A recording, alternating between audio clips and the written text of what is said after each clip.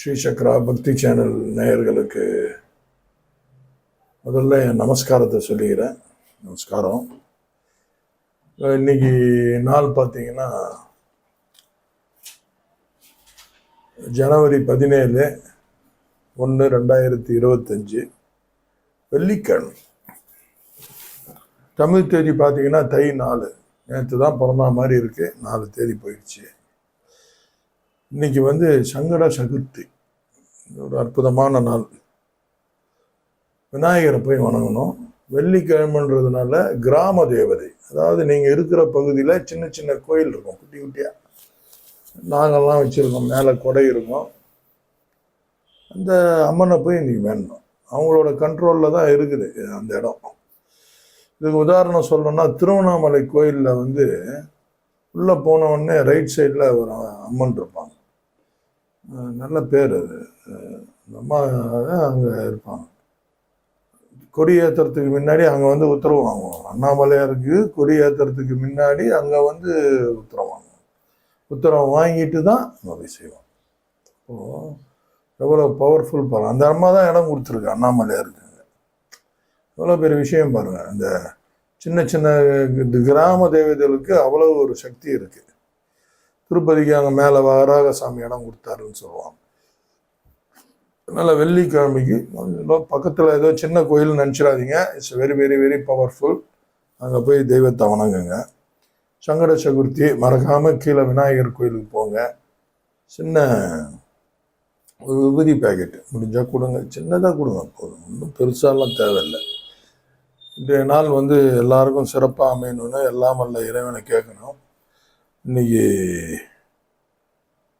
மேஷராசி பார்த்தீங்கன்னா இன்னைக்கு ஒரு அற்புதமான நிசப்தமாகும், அமைதி கிடைக்கும். இன்னைக்கு ஒரு அமைதின்றது வெளியில் ஏற்படுறது இல்லை, நமக்குள்ளே ஏற்படுறது தான் அமைதி.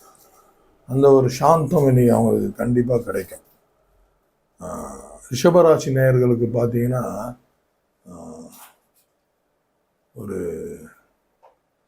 ஒரு ஜென்ராசிட்டியான ஒரு நாள். எல்லாருக்கிட்டேயும் குதூகலமாக இருந்து எல்லாருக்கிட்டேயும் ஒரு அன்பை பரிமாற்றிப்பாங்க. அந்த மாதிரி ஒரு நாள். மிதுன ராசி நேயர்களுக்கு பார்த்தீங்கன்னா இன்னைக்கு உற்சாகம் மிகுந்த நாள். ரொம்ப நல்லா சந்தோஷமாக எல்லாருக்கிட்டேயும் ஒரு கிளர்ச்சியாக இருப்பாங்க. இன்னைக்கு மற்றவங்களும் அவங்கக்கிட்ட இருப்பாங்க. அது ஒரு எப்படி சொல்கிறது, அது சில பேர் ஃபோனில் சிரிச்சு சிரிச்சு பேசிகிட்டு இருப்பாங்க. நம்மக்கிட்ட இப்படி திரும்பின உடனே ஆஷா பேசுவாங்க. கவனிச்சிருப்பீங்கன்னு நினைக்கிறேன். அது எப்படி டக்குன்னு உடனே அந்த மூடு மாறுதுன்னா அவ்வளோ வெறுப்பு உணர்ச்சி நம்ம மேலே இருக்கும் உள்ள. அதனால் இருக்குமோ அப்படி தான் நான் நினைப்பேன்.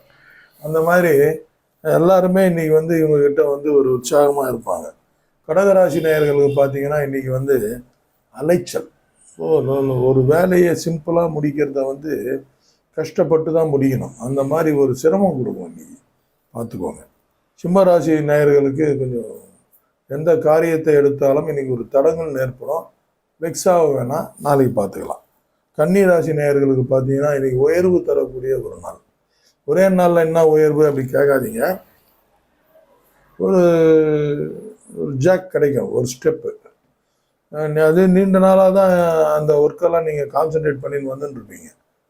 இருக்கும்போது அது டக்குன்னு உங்களுக்கு கிடைக்கும். அதுதான் இன்னைக்கு. துலாம் ராசி நேயர்களுக்கு பார்த்தீங்கன்னா சுகம் தரக்கூடிய நாள்.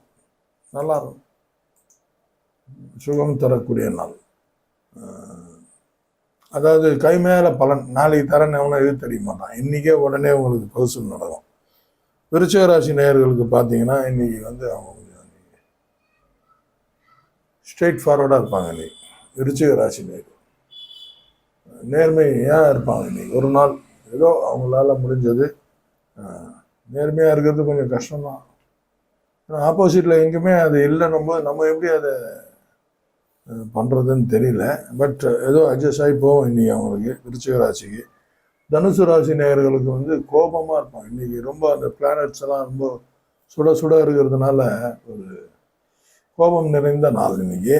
அதனால் கோபப்படுறாங்க. இப்போ இதை பற்றி தெரிஞ்சுக்கினீங்கன்னா அடுத்து எரிச்சல் படாமல் கோபப்படாமல் நீங்கள் அந்த நாளை அப்படியே மெதுவாக நவுத்தணும். அதுக்கு தான் இதை நீங்கள் பார்க்குறீங்க. அது மாதிரி கடைப்பிடிங்க. மகர ராசி நேயர்கள் பார்த்தீங்கன்னா இன்றைக்கி விவேகமாக வேலை செய்யணும்.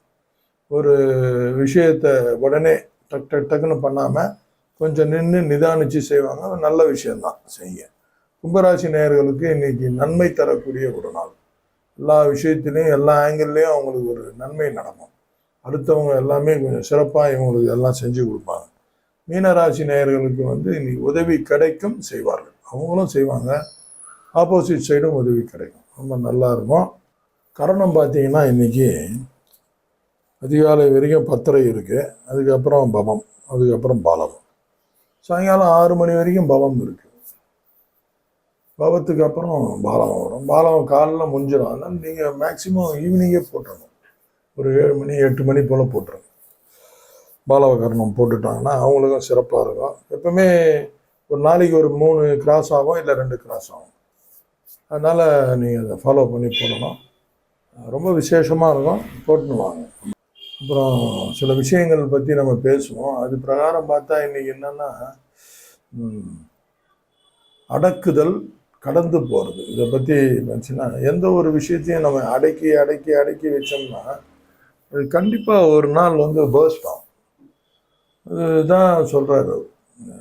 எதையுமே ப்ரெஷர் கொடுத்து அதை கடந்து வர்றது தான் நல்ல விஷயம். நல்லொழுக்கன்ற பேரில் நிறைய பேர் நிறைய விஷயத்தில் அடக்குதலாக இருப்பாங்க. இது மாதிரி இருக்கக்கூடாது.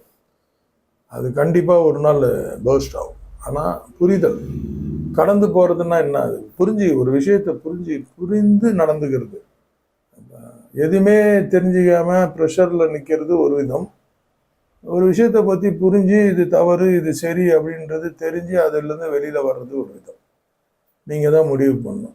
ப்ரெஷர் வேணாம், அடக்குதல் என்பது வேணாம். அது ஒரு நோய், உங்களை ரொம்ப கஷ்டப்படுத்திடும்.